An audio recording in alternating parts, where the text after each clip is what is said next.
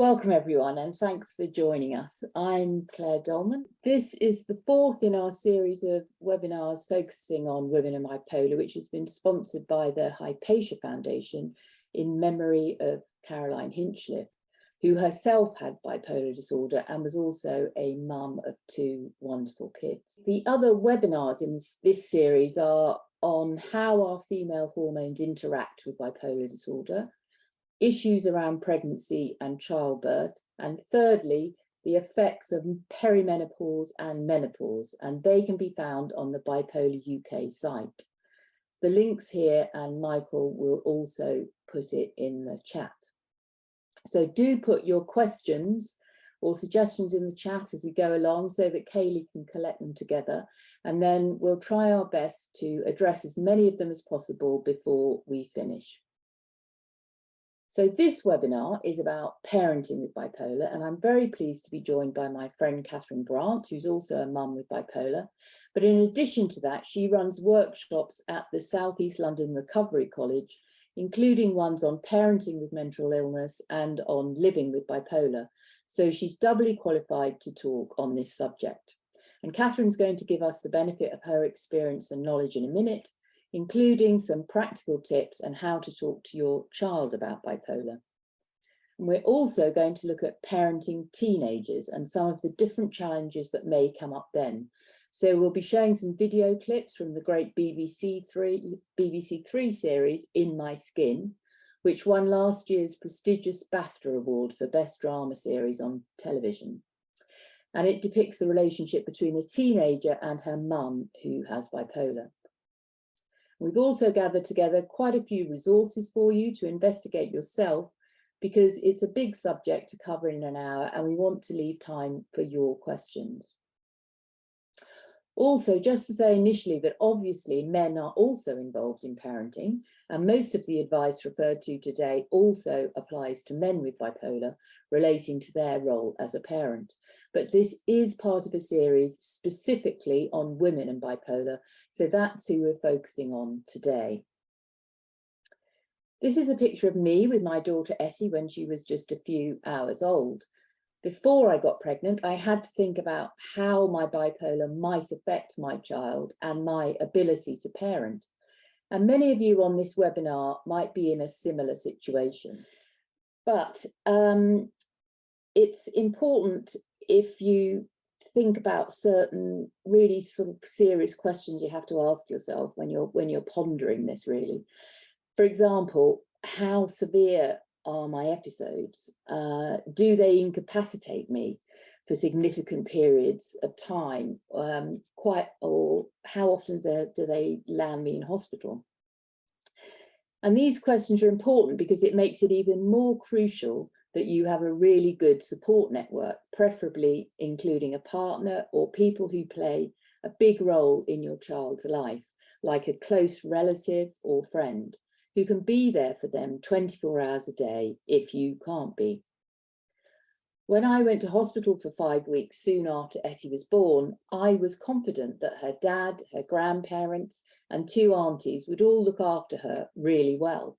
So I didn't feel guilty about being away from her. It might be helpful to imagine yourself as your own child. Would their life be very different from that of their friends? Would they have to tiptoe around you if you were in a bad mood, be alarmed and perhaps scared if you were manic, or have to fend for themselves if you were depressed and couldn't get out of bed to look after them? I know that that's uncomfortable to think about, but I think we all need to keep the well-being of the child in the forefront of our minds. After all, we don't have kids for them to give us love and look after us. Once you become a mum, your child is the centre of your universe and deserves the best life you can give them. And sometimes having bipolar, is a real plus, because it might mean that we're more fun as parents. Many mums have told me how their kids love it when they're hypermanic and taking them off on treats to Peppa Pig World or wherever. But we all know that our mood swings can be tough to deal with as well, for ourselves, but also for others. So it's important that your child has the security of being able to rely on other adults who love them stepping in. They say it takes a village to raise a child, and that's especially true if you have bipolar. And while we're thinking about looking forward to having a family rather than how to deal with it once you've got it, one question I'm often asked is, how likely is it that my child will have bipolar? And according to the research, there's about a 10% risk of them inheriting it. Studies range from 4 to 15%, whereas in the general population, the risk is about 2%. However, there is also a higher risk of them having any mood disorder, generally depression or ADHD, and that's about a 26% risk rather than 8% in the general population. And if there are many people in your family with bipolar, those figures are probably higher. So in general, if you have bipolar, that means that there's a 90% chance your child won't inherit it. And the fact that you know a lot about the condition and how to manage it will surely help them.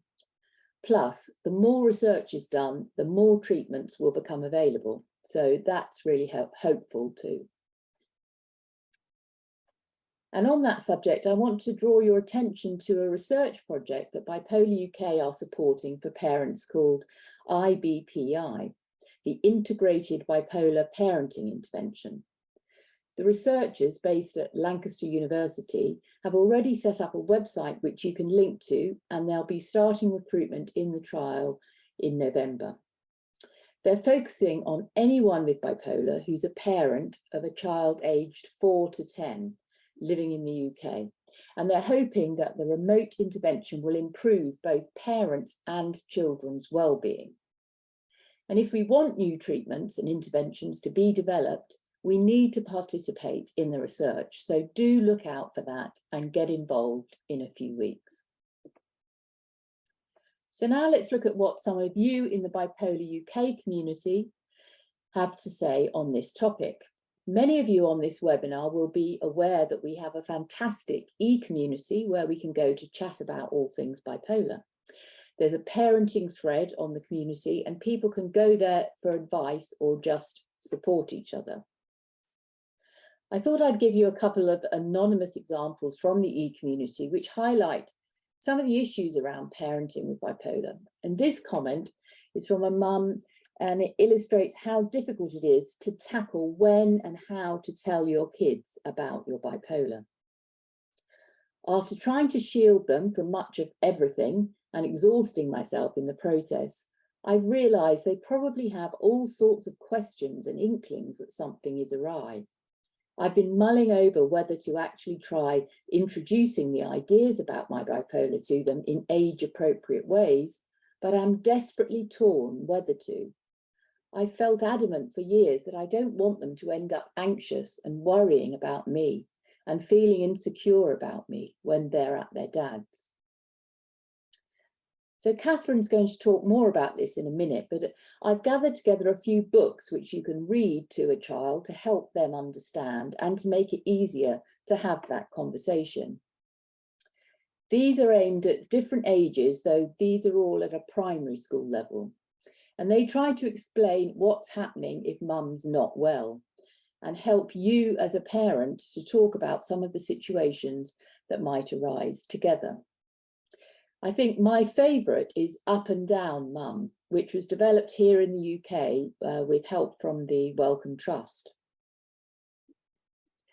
It covers a lot of bases, including the need to have trusted, reliable family and friends who can give your child all the love and support that sometimes you can't because you're not well.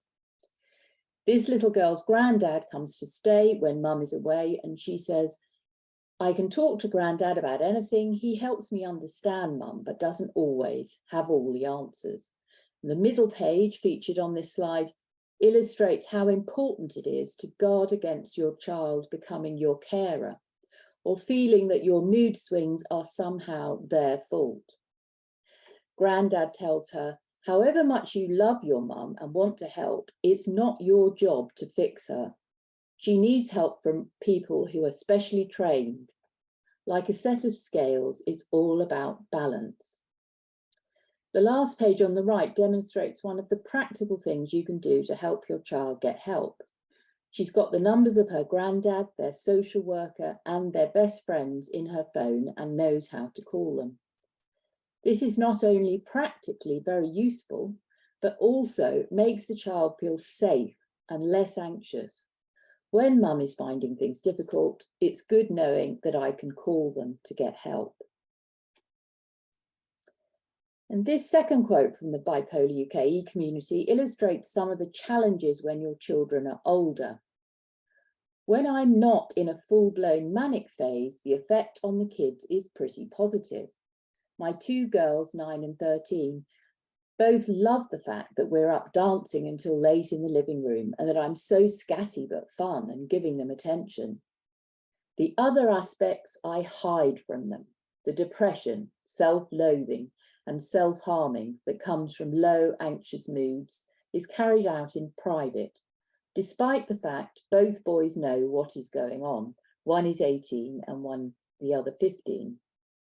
We have open discussions and have contingency plans in place just in case.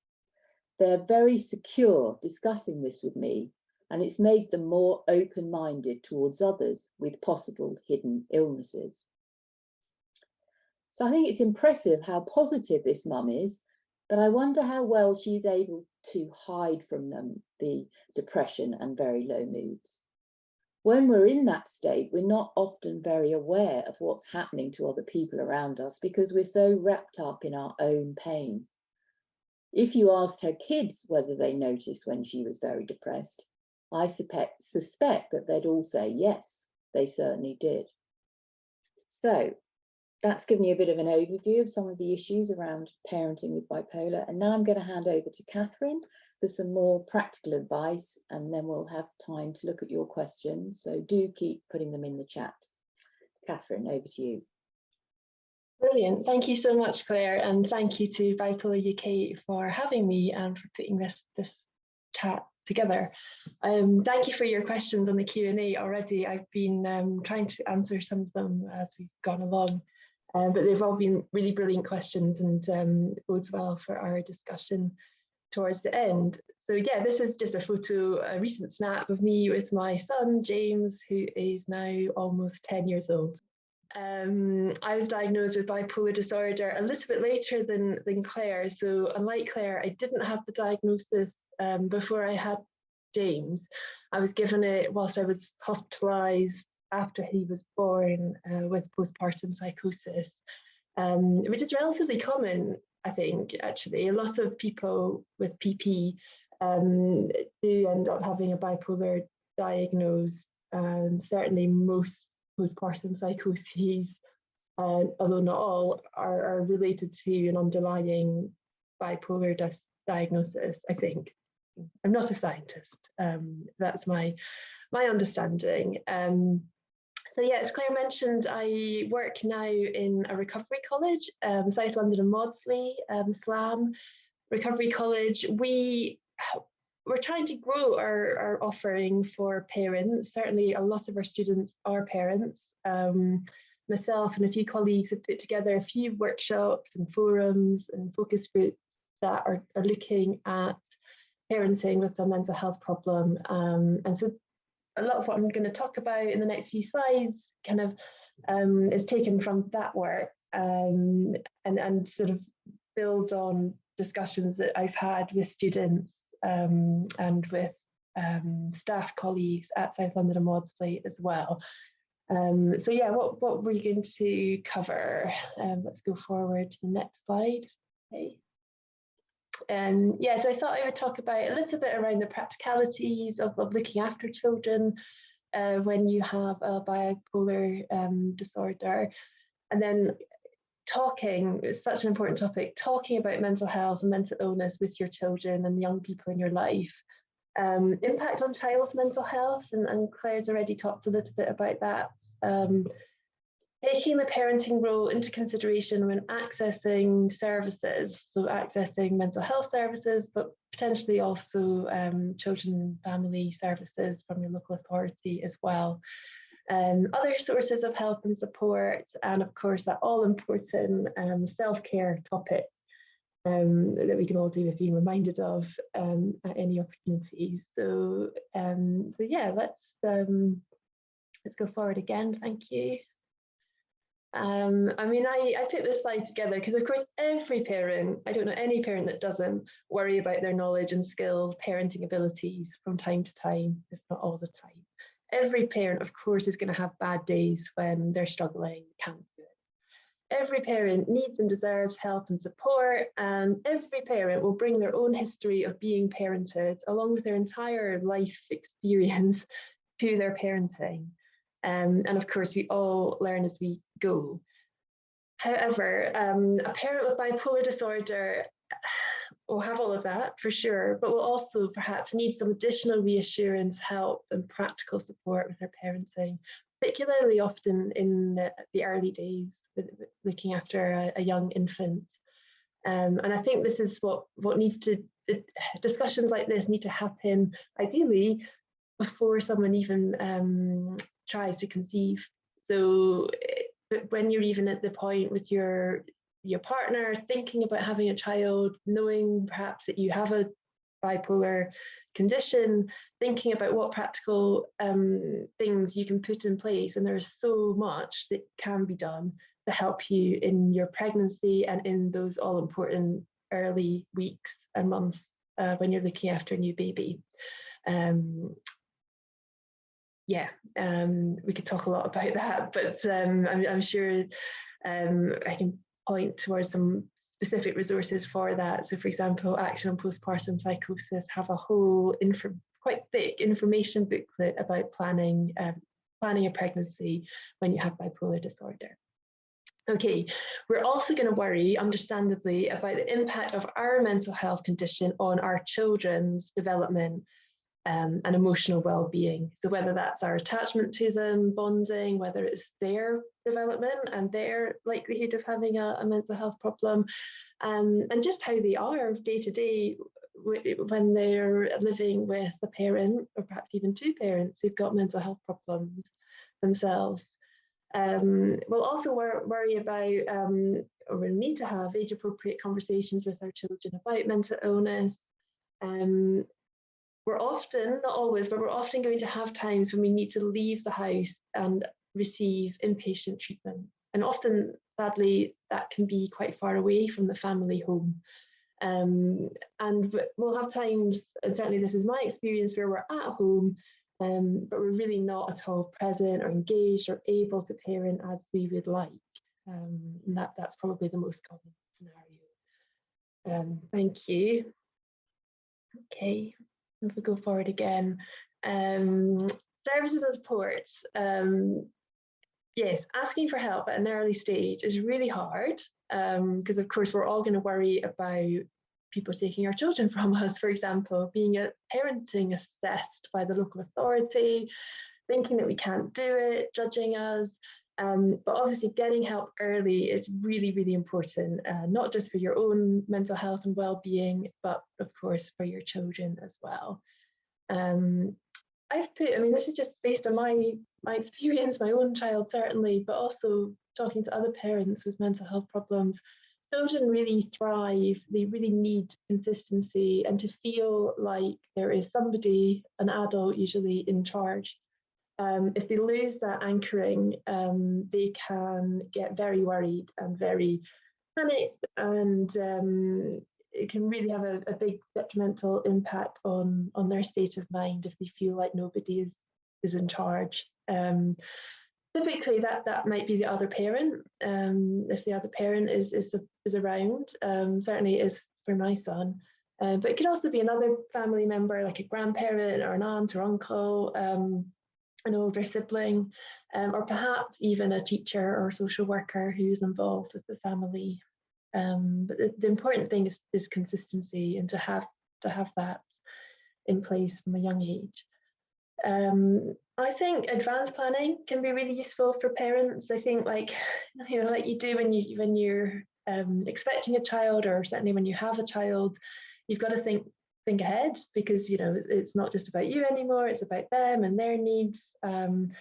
we at the Recovery College, we do quite a few workshops on advanced planning and advanced directives, and we encourage people in those sessions when they're writing their own plans, and they really should be written by the person, to think about what needs to be put in place for their children and their wishes in terms of who's going to look after them, whether or not they want children to visit them in hospital, and anything else like that that needs to be written down in advance.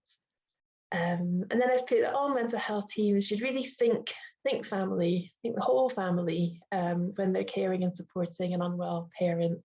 Involve the children and family members as much as possible in the care, and just like really basic things like ensuring that person's parenting responsibilities are taken into account. It's amazing how difficult it is, I think, to bring up the subject of being a parent with a mental health team, and typically you aren't asked.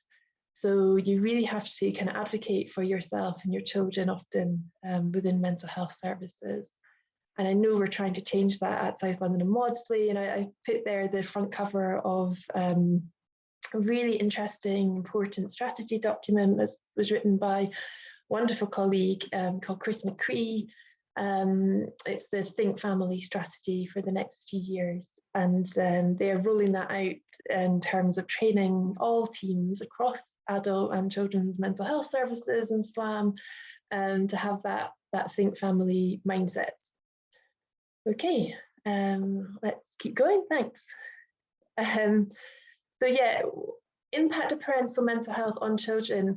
So I haven't put the stats here, because I'm, like I said, I'm not a scientist or a statistician on this subject. I mean, if you Google it, like Claire says, it tends to be about 10% risk of actually developing a mental health problem in the child, a bipolar disorder in the child. But stepping away from the statistics, we know that parents with any sort of severe and long-lasting mental health problem can struggle with controlling their mood and emotions around their children, setting and maintaining boundaries and managing children's behaviour consistently, responding to their child's physical and emotional needs, engaging socially with and for their children, for example, organising play dates, taking children to birthday parties, organising your own birthday party for your child, etc., etc. And yeah, obviously particularly for young children, for babies, there can be an impact on bonding and attachment. Not always, but that needs to be taken into account. And then, of course, I put the term stigma and self-stigma there at the bottom of the slide, because we know that stigma really doesn't help any of that, and it can stop us from asking for support. So yeah, we've got a few slides now around talking to children about bipolar disorder. I think I'm right in saying that schools do increasingly include mental health and well-being, emotional intelligence type teaching in their school curriculums from quite an early age. This is the experience I have with my son's education. However, it's unlikely to cover specific mental health disorders like bipolar. And of course, children might well struggle to understand what it is we're talking about. Children will definitely worry that the illness is their fault, particularly if they feel that it happened after they were born. And they might also worry that they too will become ill like mum or dad. Children's they will use their imaginations to fill in any blanks. So if you're not having these conversations, they'll make up their reasons. They might create quite scary and self-blaming narratives about why the parent is unwell and what it means for them. So encourage your child to ask questions, have trusted adults around them that they can talk to when the parent is unwell, and just model the stigma busting and self-empowering language you would like your child to develop. So, we're not suffering with bipolar disorder, we're living with it, we're managing it, we're doing the best we can. We're somebody with a bipolar diagnosis, we're not bipolar, manic, or whatever adjectives we might label. So yeah, really try and model the type of language that you'd like your child to develop. And then try and get the child to reply in their own words. So, you know, just listen and ask your child, you know, what is it like for you when mummy's depressed, sad, or whatever word fits your child up will understand. What is it like when mum is really happy or energetic, elated, or manic? That's the language that you use. And what about the time for mum as well? What was that like for you?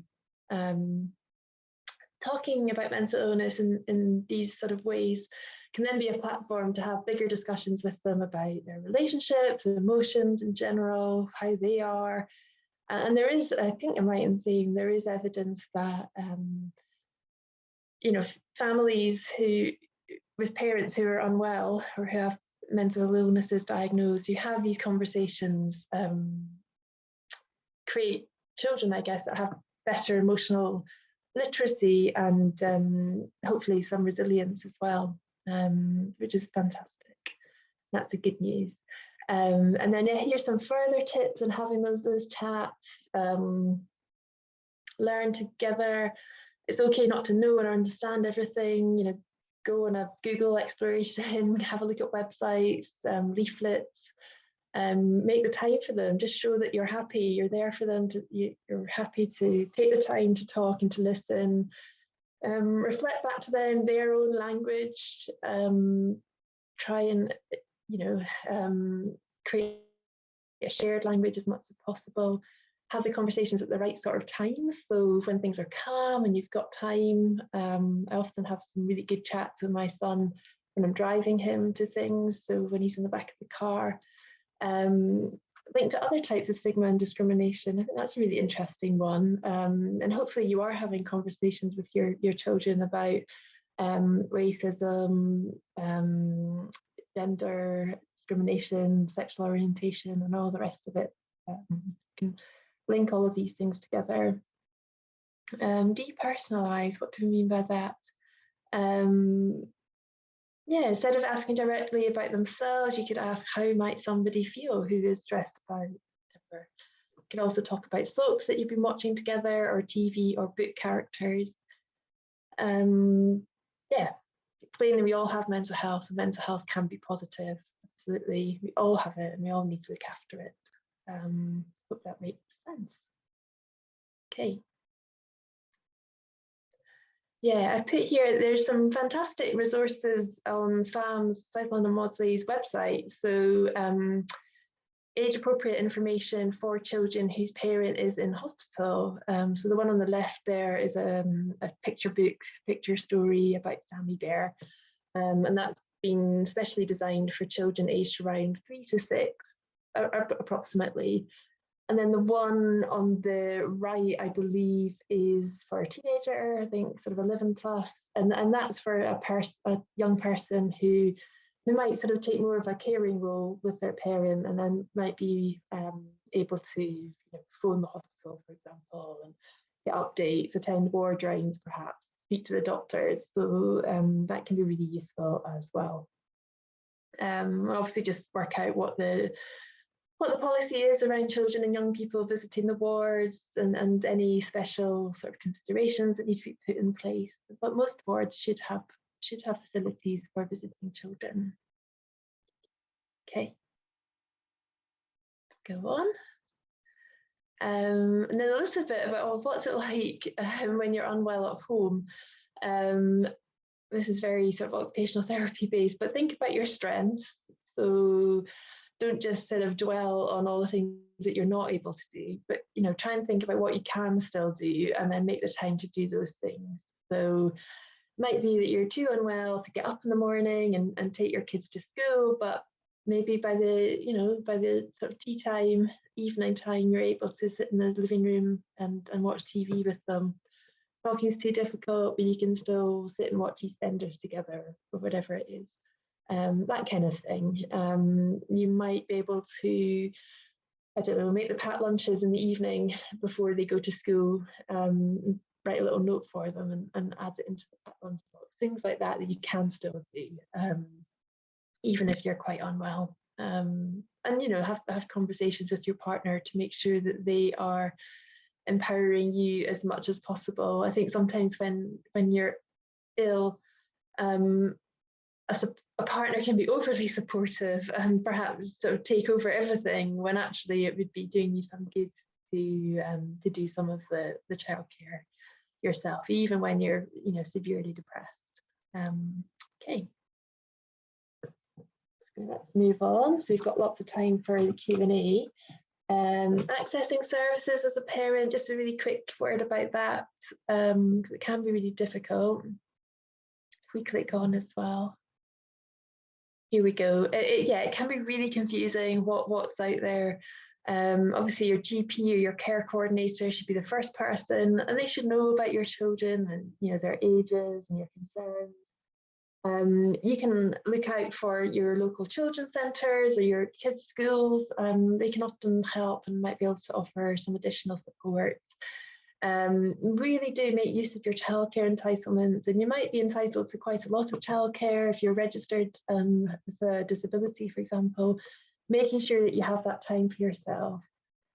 Ask what's available through your local authority, different parenting classes, for example, support networks, recovery college, I've mentioned that's available through usually your local mental health trust. And projects to support under 5s. There's a lot of sort of funding, or has been in the past, a lot of funding for under 5. So just ask around and have a look, obviously, on the various charities listed here and others as well that have support and resources online. And I think we've got some links at the end of this PowerPoint. Okay, let's go forward.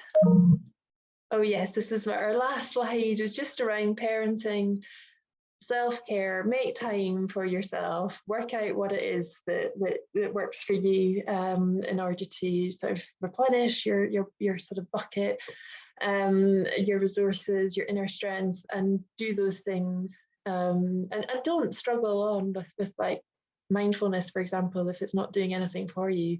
Find the things that work for you. It might be, just getting out to the gym or meeting a friend for coffee, sharing experiences, but just really make sure that that's prioritized above, having a super tidy house or whatever it is that you might also feel pressure to do. And this comes up a lot with the topic of self-care. It is an oxygen mask scenario. You really need to take care of yourself before anybody else. If you're not, then that's just going to show up lots of problems. Thank you. I think at the end, I think the last slide is just some resources. Oh yeah, prioritise activities that are social or outdoors or yield knock-on benefits, like cooking, for example. I think that is it. Let's just have a quick look at the resource list. Here we go. So yeah, hopefully you can have an exploration of some of these links, some of which you might have seen before, but certainly I hadn't heard of the COPMI website, for example.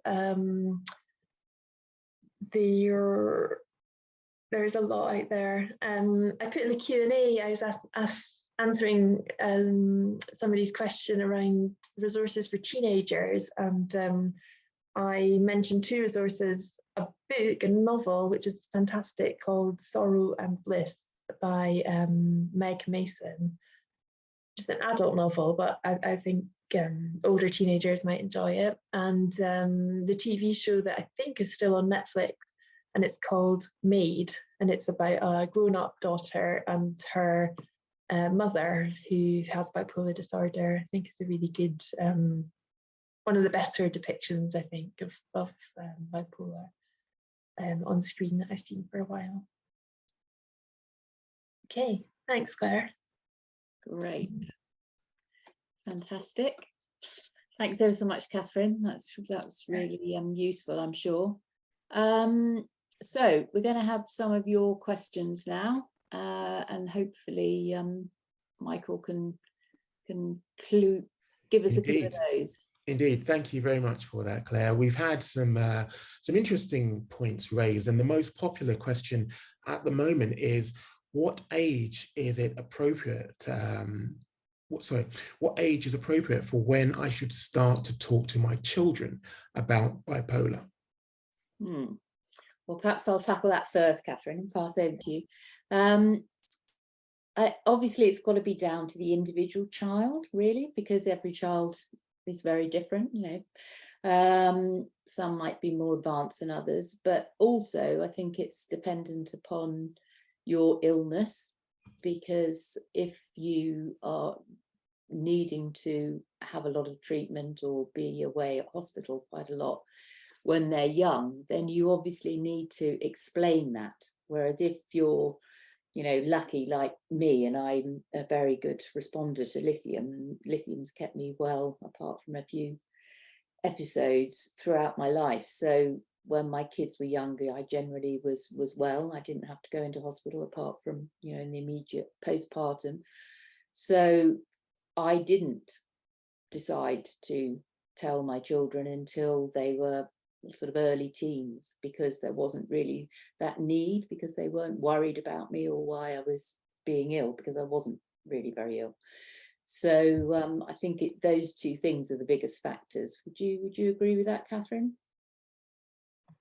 Yeah, thanks, Claire. I don't think I can add too much more to that, but yeah, certainly erring on the side of having the conversations sooner rather than later, and then have the conversations when you're well as well. That don't wait for a big episode to happen before you find you need to talk to your child. Try and do it when you're feeling calm and well. Yeah, good advice. Okay, the next question is, I was diagnosed with bipolar 1 at 43.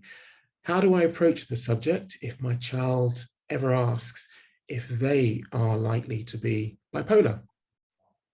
Well, hopefully we've given you a little bit of information on that, as far as the reality of the situation. The research shows that it is about a 10% risk. So I think that's quite reassuring for most people, because a lot of people that certainly I've spoken to and interviewed have said that they thought it was higher than that, which I think there's some confusion with the genetic susceptibility if you're a twin, because people often quote the sort of twin figures, which is more like 60 or 70% chance of the other twin also having it. But that's completely different to your child who is not a twin. So I think that's quite reassuring, that it's a kind of like about a 90% chance that they don't have it. But again, it's in the 20s as to percentages. So sort of about a quarter of a chance, one in 4 chance of them having sort of any mood disorder, so they're more likely to have depression. So it's worth them knowing that, and them to be aware of that, so that if that develops in their teens, you can kind of like face it together and get some help. Is there anything else you want to add to that, Kathryn?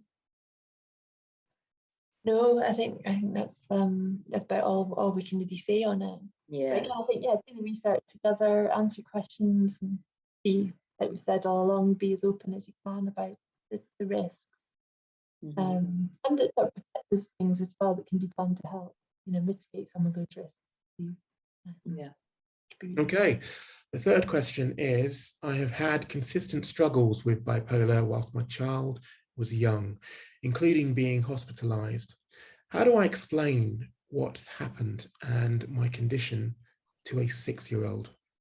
Do you want to take that first, Kathryn? Because it's you've been more in that position than me.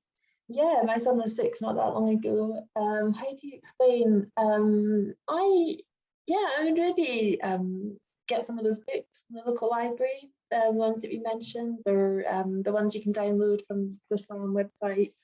And just start. I think by 6 they can understand quite a lot. I think you could and certainly I've had conversations with my son around looking back at when we were hospitalised together and we were in a mother and baby unit. It was a little bit different, but he was still very curious about it. So I talk about being a mental health hospital and having doctors and nurses there who are specially trained to look after people who are not feeling well in themselves and have mental health problems.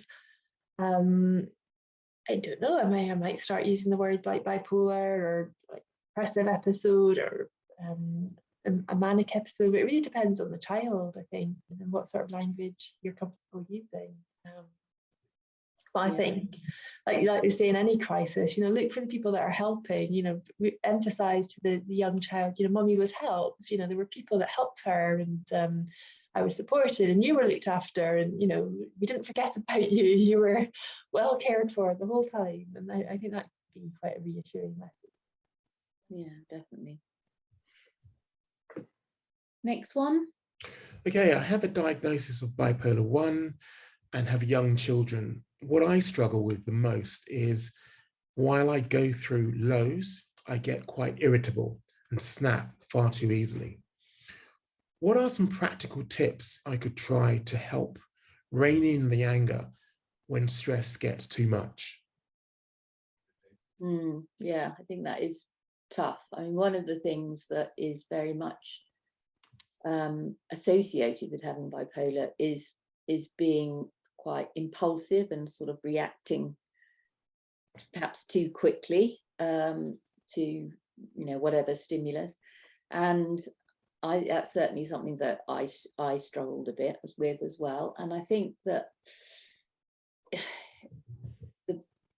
one of the things that helped me was just the old adage of sort of count to 10. Just try not to react too quickly. Just try to, or if something's annoying you, don't blurt out how annoyed, how irritated, how cross you are. Just try to hold your peace and just literally, count in your head until you calm down a bit. And it sounds a bit simplistic, but it helped me a few times. Kathryn, you got any other ideas? Yeah,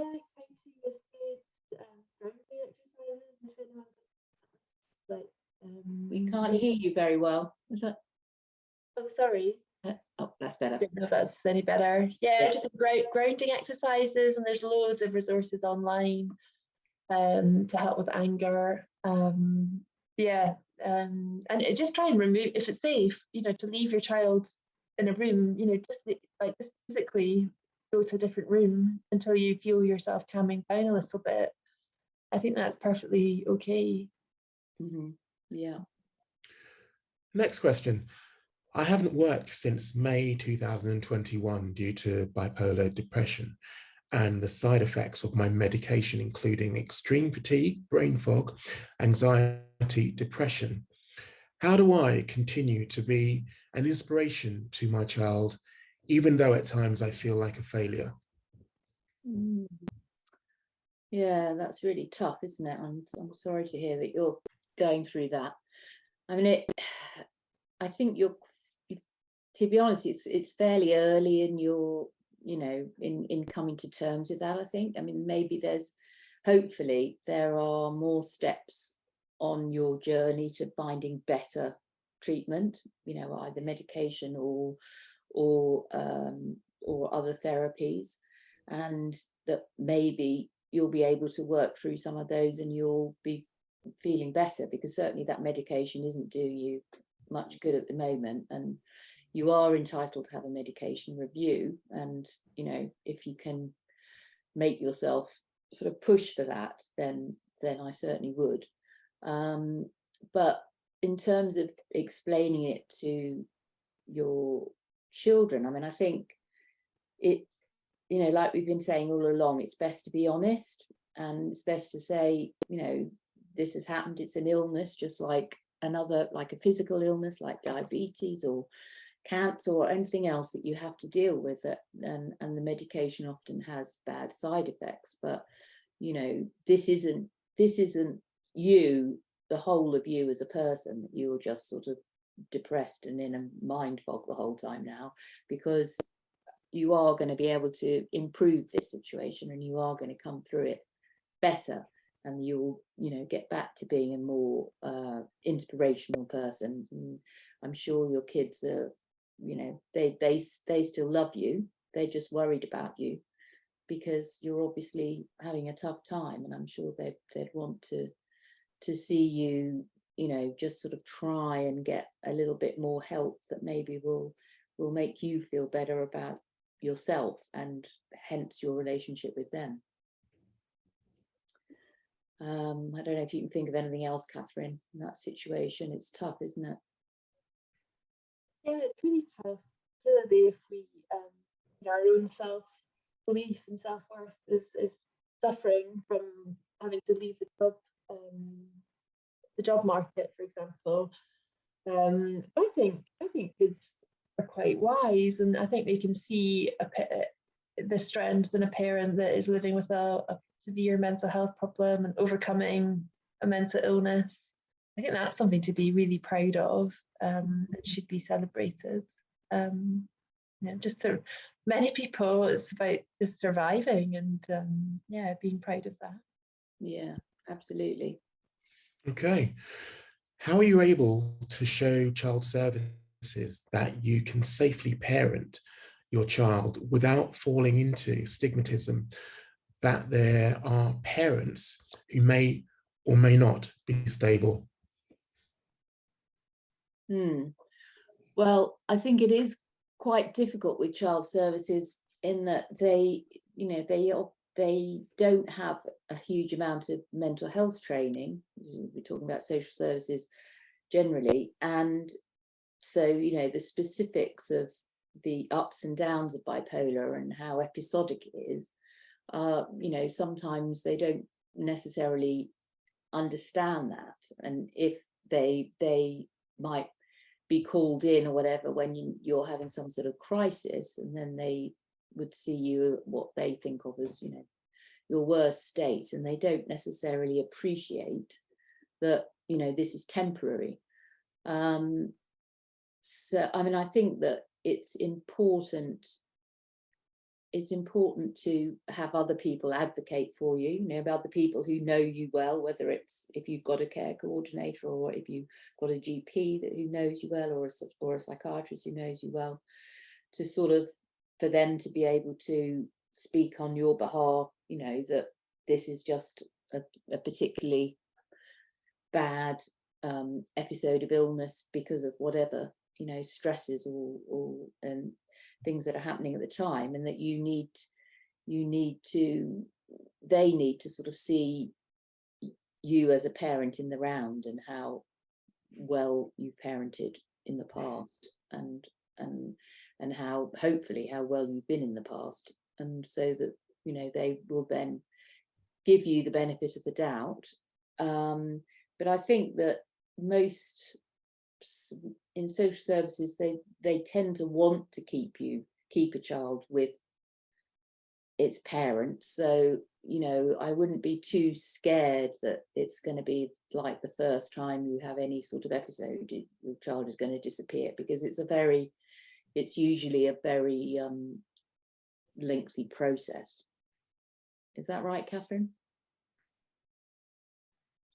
Yes, thank you. I can't really add anything to that, Claire. Well done.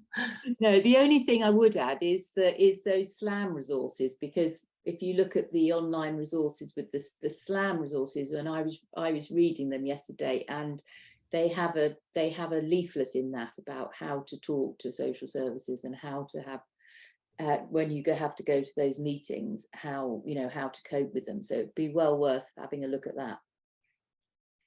Okay.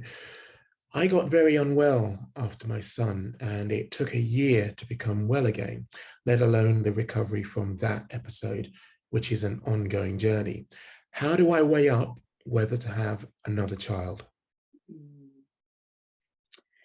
Oh, that is a tough one, and that's one that Kathryn and I are very familiar with doing work with the APP, the Action on Postpartum Psychosis, because a lot of women who've had a postpartum psychosis, feel that they can't risk having another child because they were so very ill, and also because they think about another thing to consider is that first child that you have now, because some women have said to me the reason they wouldn't have another child was because they couldn't bear to think of the first child being upset because they were in hospital again for months.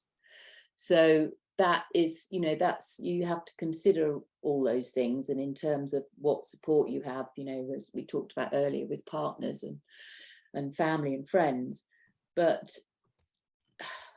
it is a really tricky one. But I think a lot of it's so individual, really, your circumstances, because if you had a very bad episode slightly out of the blue, you know, if it was like Kathryn's example of her PP, where it was a very bad, severe episode, but she hadn't had any severe episode before. So for her, it was just, you know, it was a total surprise, and for her family. And I think if that's the case, it's not part of a pattern of your bipolar illness, that, you know, you need to really look at the research, because if you have a PP, you are more likely to have another one when you have another child, but it's not 100% by any chance. It depends on various things, in terms of whether you have bipolar or not, whether or not a female relative of yours has bipolar or had a PP themselves. So you have to get specialist advice. You have to ask for, what I would advise you to do, even if you're just thinking about it, is ask for an appointment with your local perinatal team. And everywhere in England now, you are entitled to have that preconception appointment with a perinatal specialist. And so you just need to ask your GP to refer you to the perinatal service, the local perinatal service. You can probably find out what your local perinatal service is, and then have that. If you've had a severe episode before, you will be entitled to have that appointment, and they can advise you on your particular risk and can talk through some of these issues with you. I think that's all I can say on that. I think we're nearly the end of time, aren't we, Michael? So we are literally 2 minutes away from the end. We do have one final question, if you'd be happy to take that. Okay, quick. Right, the final question is, are there any books or particularly good resources specifically for teenagers? My kids know about my diagnosis, bipolar type 2, and understand it reasonably well, but I feel like they could do with more balanced information about it and how to deal with my diagnosis.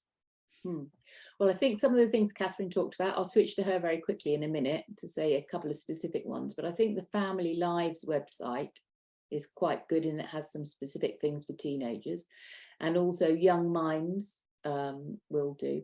But I think the videos, both the one that Kathryn put in the chat and the one that we saw the clip from, both of those programs are very good for teenagers and how to come to terms with it. So I think have a really good look at those online resources, because most of them, they have something for younger children and they have something for older children as well. So it's worth really examining them properly. Anything else, Kathryn? Yeah, there's another quite good website for all sorts of mental health resources for children and young people. It's called www.camhs-resources.co.uk, and then they have them listed by PDF downloads, books, websites, videos, apps. So there's some really good apps actually that teenagers can access these days. Great. So could you put that in the chat then? I can certainly try. And we also are going to send around an email to everybody who registered with these resources on in the next couple of weeks. So so don't worry if you haven't managed to take it all down. In my chat, it just says hosts and panelists can see, but I don't know. I'll send it to you, the hosts and panelists. I don't know if participants can see that, but yeah, it's come up on mine, so I think they can. As you say, Claire, that the resources will be sent around, so we'll include that in there as well. Great, thanks. So is that it, Michael? Anything else we need to remind everyone about? Apart from Well, thanking I think I think the most important thing is to thank you and Kathryn for your incredible presentation. It's been a incredible hour, which has gone by so quickly. That hour can be replayed at people's leisure, as this will be going up on the website. I will be feverishly editing this so that it's pristine, clean, and ready for people to actually consume, for those people who came in halfway through. I just really wanted to say again, thank you, Dr. Dolman, and thank you, Kathryn. And indeed, thank you, Kaylee, for an incredible session today. Be safe, everyone. Thanks a lot, everyone.